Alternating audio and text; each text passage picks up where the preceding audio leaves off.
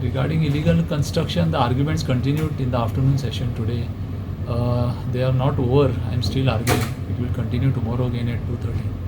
Basically, the court focused today on the municipal laws. Under the Municipalities Act, what are the powers of the chief officers?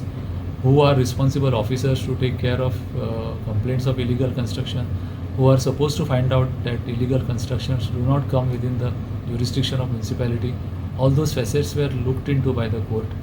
Court prima facie felt that there are some guidelines or some instructions which are required to be issued by the chief officer to the municipal engineers and the inspectors, how they are supposed to keep vigil over the illegal construction.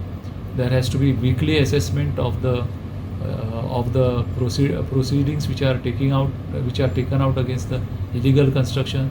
The court wanted to know what action can be taken against the officers if any default or failure is pointed out as far as taking action by these officers are concerned. All those provisions of Municipalities Act and other provisions were pointed out to the court. So court has noted all this.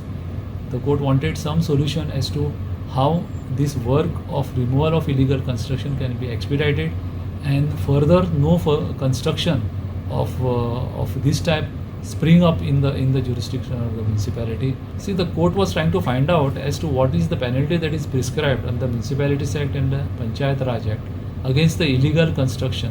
If somebody brazenly carries out an illegal construction, what happens is at the highest it gets demolished, but there is no penalty prescribed, in the sense that no imprisonment is provided for. The fine is also very meager. Some 5,000 fine is prescribed. The court was observing that if this is the nature of penalty that is prescribed, then the people become brazen, and then they don't care for the law.